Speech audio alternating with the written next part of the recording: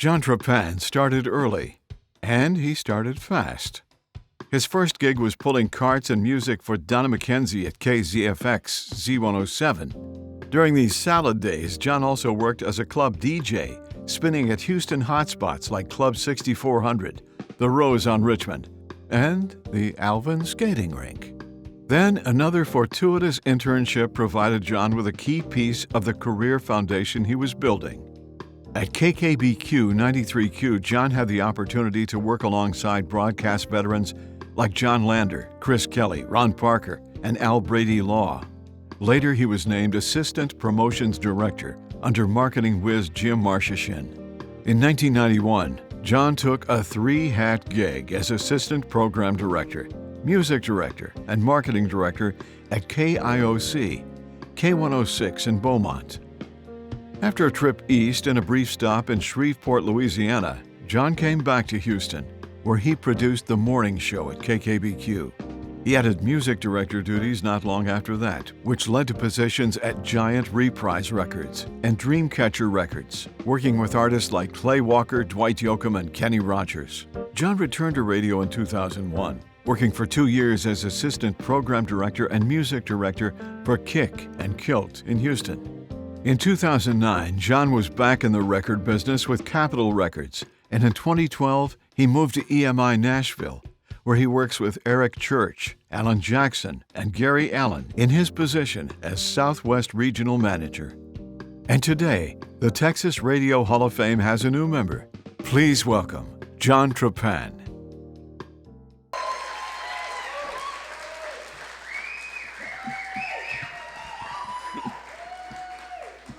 Bob Pickett, this is as scary as I thought it would be. Anyway, this is a very weird thing to say here, but I'm not a radio guy. I'm actually not even a record rep per se, though I have the titles on my resume. I'm a music guy, always have been. Radio records was and is the job. Music is what I love. Let me give you an example. Here's a song lyric from Eric Church that really speaks to me on this day. For me, it's always been about these songs. You see, they're my best friends. They're the life I live. And I hope they put a smile on the face of those I've loved along the way, because I wouldn't be the man I am today if not for those I've loved along the way. So I want to thank some of those people today. First and foremost, thank you, God, who created this mind that processes life through lyrics and melodies, and this heart that bends towards music. I'd like to thank the Hall of Fame and everyone who voted for me, especially Chrissy Roberts, who put my name in the hat every year. And by the way, she deserves to be on this stage, not me.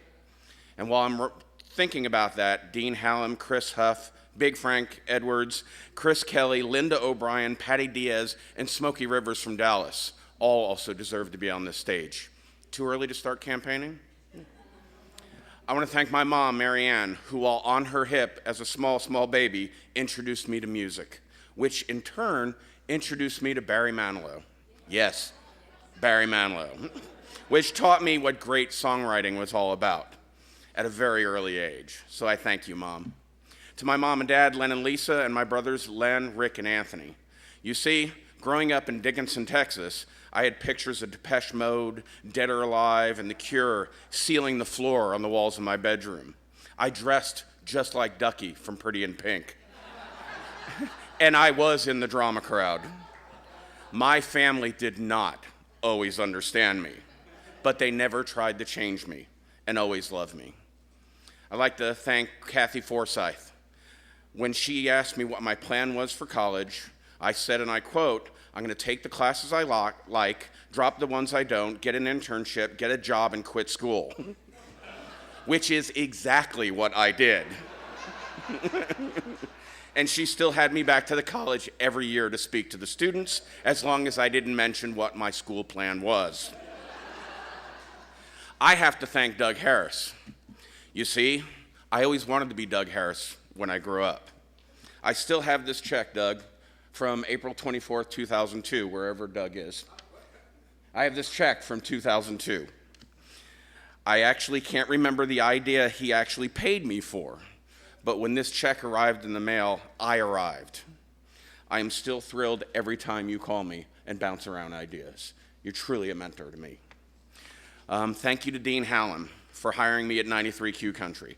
I was on the beach, working at a used CD store, 24 years old, and already burnt out on the business. But Dean convinced me to get back in. He taught me about passion. He taught me about reaching for that extra inch in every single thing. I truly wouldn't be standing here today if it wasn't for him.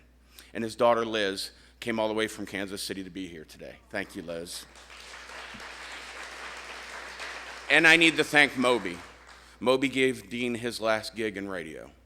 We all loved him very much, so thank you, Moby. I got to thank Darren Davis for asking the question. I know who the record guy is, but I have no idea what this radio guy is. He gave me 3 of my most incredible radio gigs in my career. I learned so much from him, but most importantly, he let me be me, because I am not a normal employee. I want to thank Pam Kehoe. You're one of my true partners in crime. Whenever I came into her office and had a crazy idea, she always threw on her boots, grabbed a can of gasoline, and said, "Let's go."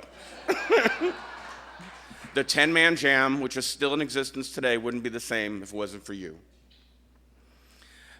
There's so many people to thank on the record side of things, including Jack Purcell, Bill Main, Darlene Starr, David Berry. By the way, every record job I got was because of him. Just ask him. Gator Michaels, Mike Dungan, Royce Risser, and Jimmy Rector, who's now put up with me for 10 years now. There are 3 special people that I'd like to recognize: Jenny Law, Scott Gaines, and Todd Nixon, who's here today. I guess you would call them part of my tree. I hired them, and now not only do they work in the business, but they're leaders in our business. They are very dear friends of mine, and I'm very proud to be a very small part of their story. Now to the part that I have to hold it together. My family. My daughter-in-law, Cameron, you are the newest member of our family, and I can't imagine us without you now, to be honest. My son, Liam, who's watching on Pickle Jar right now, because he's sick as a dog and couldn't make it, and my daughter, Faith. I love you, and I am so very proud of you. I know I miss things chasing this dream of mine. I miss some milestones, and I know that. You made the sacrifices, not me.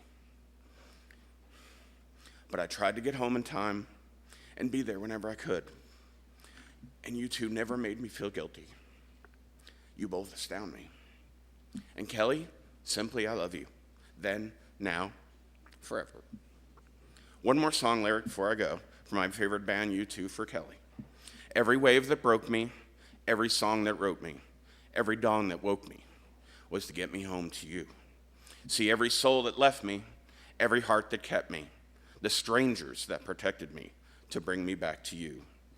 Every sweet confusion, every grand illusion, I win and call it losing if the prize is not for you. I love you and thank you for the bottom of my heart for letting me do what I do. Thank you, everyone.